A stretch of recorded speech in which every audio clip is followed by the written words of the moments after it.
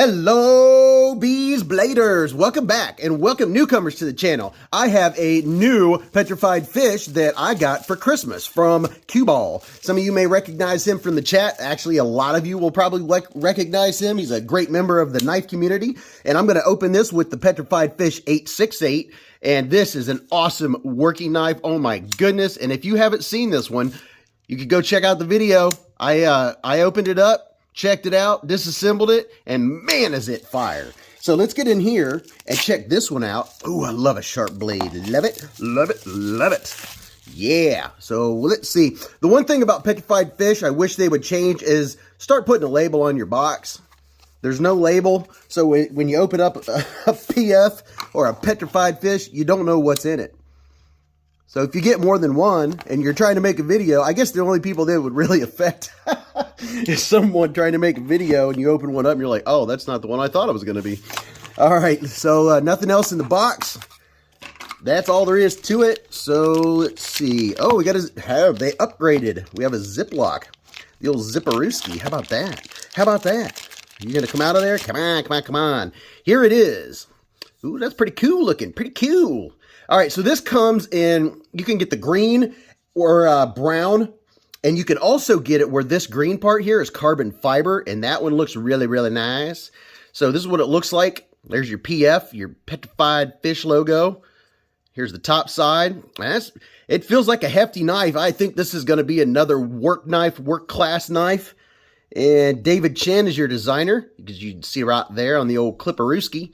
And this is not a reversible, but it is a deep carry pocket clip, and it is inset into the G10, which is very nice. So I don't think this is going to be any issue. Even though we have some mushrooms growing in the shade there, because the pocket clip is inset into the G10, that's usually what grabs your pocket, is the edge of that pocket clip. So we don't have any issue there. Ooh, wow, look at that. Would you look at it? Just look at it. Man, that is pretty, that's a stonewash finish. That's cool. Oh, now, speaking of which, you can get this in stonewash or, what's the other? Satin. You can get either one. So whichever color, you can choose the finish, which I think is an amazing idea. Letting you choose what finish you want is absolutely outstanding. But yeah, check that out. We'll take a look at the finish here. We'll just go all the way down while we're at it, and I'll give you some texture vision. Let's see, how does it feel? So I'm guessing from what you're going to see that it looks like it has more texture than it really does. It's kind of smooth, but not. Does that make any sense? It has just a little bit of texture. It's not an aggressive type G10 like you'll get with the Spyderco. Let's look down this side. So there's no billboarding. You do have the 838 down here, which I really like. You know, if you're going to put something, just put it in this nondescript spot. Just like the 868. There you go, the 838. So that's very nice. Very, very nice. All right, I just got all your measurements so we can do the specs in 60 seconds. Now, if I forgot to tell you, White & Mountain is sold out of these except for the carbon fiber. And the carbon fiber inlay, that one's like 34, 35 bucks. But I'll put links in the description where you can get this right now on Amazon for $31.99. So you're talking 32 bucks for a solid feeling knife. All right, so let's get the weight, and I'll give you your specs in 60 seconds. I'm going to guess, I mean, it feels like a chunk. I'm just going to go with 6 ounces and see what happens. Oh, okay, I was a little off, 5.85. Pretty darn close. All right, are you ready? Are you set? Let's get a little zoomed in here. Okay, let's do it. So, your total length is 8.67 inches. Your blade style is a drop point blade. You got D2 steel with the stonewash finish. Your total blade length from this edge right here to the tip is 3.68. Your sharpened length is 3.8 inches. Your blade width is 1.09, and your blade stock thickness is a hefty 1.5 or 159 thousandths. Your thickness behind the edge is 16 thousandths. You have G10 for your handle material, and your close length from tip to tip is 4.97 inches. Your handle width is 1.1 inches, and with it closed, it's 1.3 inches. Your handle thickness is 0.65, and this is a flipper for opener, and it's a liner lock, and your hardware is a T8 and T6, and David Chen is the designer. So there's your specs. Let's see how she cuts. I have a piece of really thin, what do you call this, catalog paper. Now, Petrified Fish is usually, so far, has not let me down in the sharpness department. And again, man, look at that. Whoop, there we go. man, it just glides. Whoo, that is sharp right out of the box. Let's see what the fit is on here. All right, so it's nice and solid, lefty righty, uppy downy. You know what? If I try hard enough, I can almost detect like maybe a 1% movement, but now we're just nitpicking. So let's see what kind of lockup we have here. Ooh, man. So I'd say about 30% lockup and nice pass through. Ooh, that's comfortable. Love it when I don't have to dig my fingers in. Very, very comfortable. I will take it all the day. So very, very locked up. You can see your lock pin right there. And man, oh man, we'll see what the inside looks like here in a minute, but I can already tell you that I'm liking the finish. I like these liners, how they're not inset into the G10. That way I don't have the sharp edges of the G10. I always appreciate that. No sharp edges. The only place I'm going to feel it is right here, just behind the liner lock, because that is not up against the liner. But that's the only place I'm feeling any sharp edges. And I wouldn't say that these edges right here of the G10 are chamfered necessarily, but they are not sharp. They're not quite 90 degree-ish, but they are abrupt, if that makes any sense. All right, but it feels really good. And I tell you what, let me see what it looks like in the pocket while you guys are checking out a clip of me putting it in and out of the pocket. Oh yeah, there's no hang up on those screws at all. It's really, really comfortable in and out of the jeans, no problemo. So real quick, let's do some quick size comparisons. Here's what it looks like width-wise against the, well, if I can get her to cooperate, there we go, against the Beluga. So there's the Beluga width-wise, and what's another one? How about the PM2? No, yeah, let's do the PM2. Make up your mind. So there's the PM2. It has a little bit of girth to it. So I'm going to lay some out here real quick. Hopefully you'll have one of these, and that'll help you determine just how big or small this knife is. Now, speaking of the Beluga, here's the Petrified Fish Beluga. So you can see this is a full-size job, and this is the PF868. I always have to double check. This is the Bunta. I'm trying to get them all pivot to pivot here. So there's those three. I'm going to put a couple more here. How about the QSP Penguin? Everybody loves the QSP Penguin. And this Spyderco Delica 4. Get them lined up there for you. How's that look? Does that give you an idea? This is a long knife, and it's hefty. I'm telling you what, this is going to be a work knife and a half. With that thick blade stock, man, oh man. We'll take a look. I want to see what it looks like, what the tip looks like, you know, just the tip. Here's the Spyderco Paramilitary 2, the Spyderco Para 3. And we'll put two more. How about the ever-loved Ontario Rat number 1, which you know is a full-size knife, the full-size grip. And then here is the PF 949. This is the Petrified Fish PF 949. I like this one. Has a nice long blade. This blade is even longer. Wow. So there's your size comparisons. Let's get into all the good fun stuff. First, housekeeping. If you're not subscribed, make sure you subscribe because you do not want to miss what is coming up on Bees Blades. And Friday nights, 8:15 p.m., 8:15 to at least 11:15 Eastern Standard Time, Bees Blades live at the Hive. Oh, right. You don't want to miss it. All right. So let's check out deployment. Here's push button. Oh, man, it's snappy. Snappy. How about the old light switch? Yeah. I mean, it comes out with authority. How about the drop? What do we have here? A little bit of a shake. I wouldn't call it drop shutty, but man, it's smooth. And man, I'm already telling. I can't wait for the ergos. All right, let's go to the side. How is it left-handed? Oh man, easy to operate left-handed. It doesn't have the left-handed clip, but if you're like me and you wear it in your left pocket anyway, because I carry one in each pocket, very comfortable to use with the left hand. I don't really see any other methods. Can I pinch it open? Oh yeah, okay. So speaking of the top of the blade, let's take a look here. So you can see right here, let me open it up. It gets a little narrower, and then it gets thicker, and then it goes down. But look at that tip. That is a working knife right there. Man, oh man, that is a working knife if I ever saw one. But I guess you could call it fidgety. I mean, you could definitely fidget with it all day long if you wanted to. But doing the pinch open, yeah, that's actually, well, I don't know. You kind of have to choke down to here, which means you move the knife. But you can do it. You can do the slow roll from down here. That's not too bad.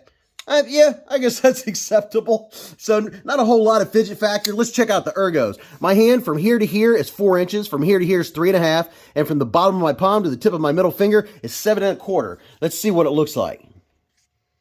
Oh man, that's a full purchase right there. Oh, that is a handle. And I'm feeling the pocket clip just a tad, but it's not bothering me because of where it's hitting, right in the crease. Almost like where it's supposed to. Pushing. It's not sharp. I'm not getting any sharp edges. Well, you know, I am feeling the edges of the G10. They're a tad sharp. I mean, nothing to write home and complain about, but they're definitely showing themselves. But, you know, I always look back here, and the pocket clip, if I'm really bearing down, the pocket clip is digging in a little bit, and that's kind of what you get. It comes with the territory with the deep carry pocket clip. Choking up, there's a little bit of jimping here, and that is, yeah. Oh, yeah, there you go. There's the jimping for your flipper. And the jimping, it could be a little more aggressive. It's not quite grabbing onto my finger, but I mean, it works. It's better than the smooth ones. I like something. I didn't have any problem. I didn't have any misses. Let's put it that way. There weren't any misses going on. But there's a little bit of jimping there. It doesn't really serve much purpose unless you're holding it farther back. Otherwise, if you're up here and you've got your thumb out, you're up on the spine. So I'm not sure why they didn't just take the jimps off or just make them further out. But as far as utility cutting all day long. It's very comfortable. How about reverse grip? Very comfortable. Plenty of room. Full purchase going on. Oh, yeah, that's comfortable. And if I didn't mention it earlier, big old lanyard hole. You can put a heck of a rope through that bad boy. So I tell you what, let's break this down, see what it looks like on the inside, and then we'll give you the final thoughts. This is everything I'm going to use to do my disassembly. All of these things I have linked in the description below under knife maintenance, KPL Knife Pivot Lube. You want to go to KPL Knife Pivot Lube, go to their site. I have a 10% off discount code to them. And you like to use these little cleaning swabs, which you can clean your knife out without taking it apart.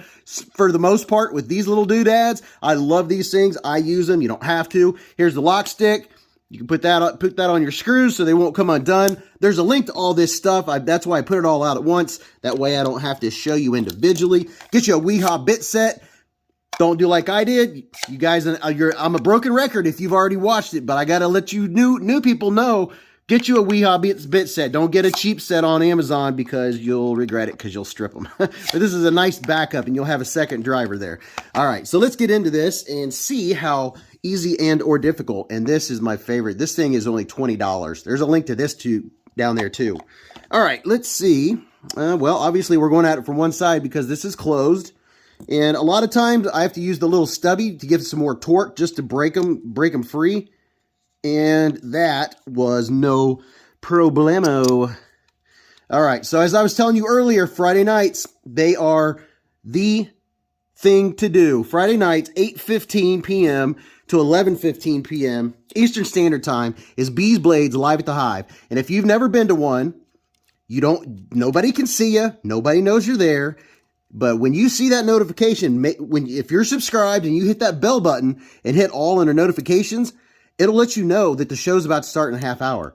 And you can just drop in. You know, nobody has to know you're there. And look at what everybody's saying. Look at the conversation. You'll be like, what? These people are totally cool. They're laid back. You will love it. And we have so much fun. I do a giveaway every Friday night. You can get an old piece of, this is, what do we call this? Microfiber cloth. And I just have some, I put a little bit of rubbing alcohol on it right before I started this segment. And I'm just using that to clean it off. The alcohol dries off really quickly. I don't see any need to take the scale off. If I took the clip off, you'd see the other side of the scale, which is going to look just like this.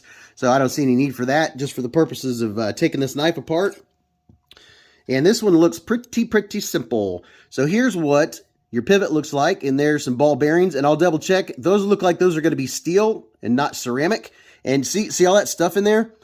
All of that makes a difference of how smooth it's going to work. There's the other side. So I'm going to clean that out. And it's really, really easy. But yeah, just creep. Come in and creep into the chat on the Friday live streams. And you'll be like, what? And if you have a question, you can ask a question. And we have so much fun. You just never know. You know, we'll go from talking about knives to talk about something else and then right back to knives. And Mrs. Bees, she gets in there. She is in it to win it. My knife wife, she comes on and has a blast with us. And real quickly, I am also cleaning these off. And if you want to get a good look, let me go ahead and clean it off and I'll show it to you. But yeah, Mrs. B's comes in and we have so much fun. And I love doing the giveaways. I love just doing the whole thing. Interacting with the knife community. If you're newer to the knife community or you haven't interacted with anyone yet, you're going to be amazed. It is like the best, most friendly, caring, giving community out there. It is unbelievable. All right, so for some see all that gunk we got off there? So for some contrast, there's what your ball bearings look like. I love ball bearings. They're so shiny. So shiny. Let's see. I have a magnet here. Let's see. It's sticking to the magnet. So it's definitely steel ball bearings. So we have those clean. We're going to clean this dude off. You can see a little bit of gunky gunk. The lube that they use is a little bit thicker. And KPL is a little thinner. Now you can use there's 3 different KPLs. The original, ultralight, and then there's the heavy. And I'll show you right now where we're going to use just a little bit of the KPL heavy. Now right here's the detent hole. That's what keeps your blade locked. Or it's what keeps it in. Keeps it from coming out. And I'm just going to put 1 drop in there. I have to be careful because sometimes I push too hard and overdo it. And then I'm just going to leave a little trail. Going right, if you can't see it on camera, right there, it already has a little line. That's the detent track. I'm just going to put that through there, and it's not wanting to follow, but there we go. Come on, come on. I mean, I don't have to put that much, but that's just personal preference. All right, so here's our pivot, and we have a D-shaped pivot, which is what kept it from spinning earlier, and which means it's going to meet up when we put it together. See how this is D-shaped? That's what keeps your pivot from spinning. I love a D-shaped pivot. That means it's not going to spin. And the pivot is going to face, you see here, it's going to face the same direction when we put it back together as this. So that makes it really easy. I'm going to get it some KPL original. Just put a couple drops. And then that's where I use, where's my little doodad? There he is. I'm just going to spread the love, spread it around. And put it all around. Oh, make sure I'm on camera while I'm doing it. You don't have to use this swab to do it. As I've told, and I always say, I prefer it. Personal preference. That's what I like to do. And whether you've been doing this forever or just got into this, you are always welcome to come by. The only time pretty much that I don't disassemble a knife, for the most part, is if it's not my knife. There might be a couple here and there that I don't disassemble if I have good reason. I do have a knife on its way that I think I'm not going to disassemble because I'm curious how it's going to wear just straight from the factory, not being disassembled. I'm going to put just a hair in here, just a droppage and a little droppage. See, sometimes I'm so good at controlling the amount of oil that I put, and then other times it's just like, what am I, He-Man? Ooh, Hulk, push bottle. All right, here's our stop pin. This is what keeps your blade from going anywhere. See this hole right here? That's where your stop pin goes. And see, this is where it hits when it's shut, and then when it opens up, it's going to come around, and that's what stops it. So in case you're new, there you go. See how easy this is? You know, a lot of folks are really scared to do this, but you don't have to be. But yeah, I really enjoyed this we had the live stream just 2 days ago on Friday. Oh my gosh, it was so much fun. We're getting a lot of new subscribers, and some new people were like, I've been in here before, but I've never said anything. And then now they're just part of the group. I'm telling you what. And then we have all the Bees Blades members, and you can throw up all the fun emojis, and man, oh man, oh man, we have so much fun. So that's it. See how simple? Let's put this back on. D shape is going to match up. It pretty much has to go back together correctly. I'm going to open the blade. And let's see. Are we all lined up that easy? Clean the top off here. It looks like we're good to go. Oh, there we go. I released it and then it popped in. All right. All right, let's get this thing put back together. How about that? But yeah, I typically post a video about every other day. Now I'm going to tighten this down most of the way, and then I'll just put the 2 back screws in, but not tighten them all the way down, and we'll see how it centers. Usually the knives like this center really well. I'm just putting it in just till I start to feel resistance. I'm not tightening it down yet. But yeah, this is just so much fun. I mean, it's absolutely a blast. Oh yeah, we're not tightened up. Do you hear that? Where are we at here? Tighten it down some more. Let's crank her in there. Yeah, I wasn't even close. All right, so now how we looking?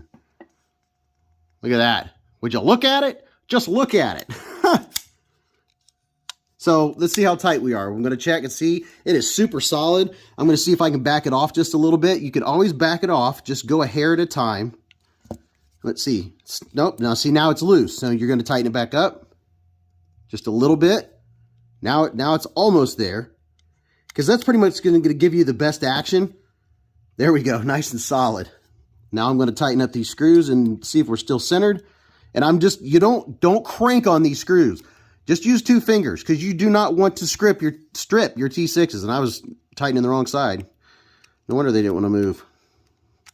There we go. And come on, get in there.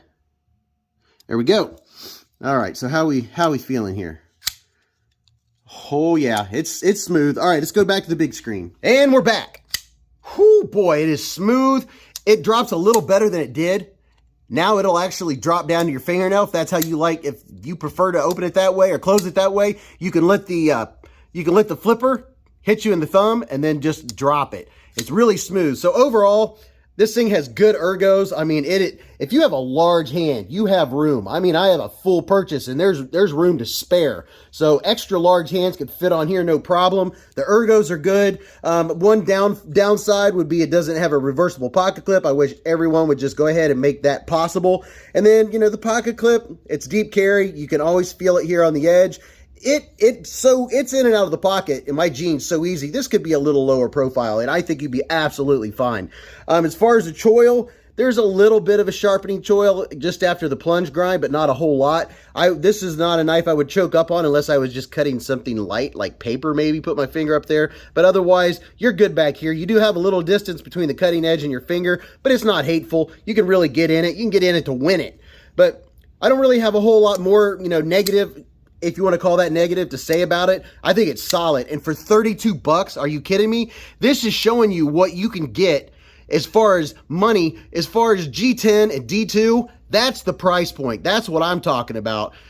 You shouldn't have to pay $50 or $60 for D2 and G10. And Petrified Fish is showing you that it can be done in a nice solid fashion with good ergos and all the different blade shapes they have. I'm telling you what, you better watch out, everybody. All you knife makers, you better get with the program. But enough said about that. Let me know what you guys and gals think about it. Even if you don't have an opinion on the knife, if you know, you know. Help the algorithm. Make a comment, because you never know what your comment will mean. And from now till then, remember, live life in the present, keep a Band-Aid handy, and don't cut yourself.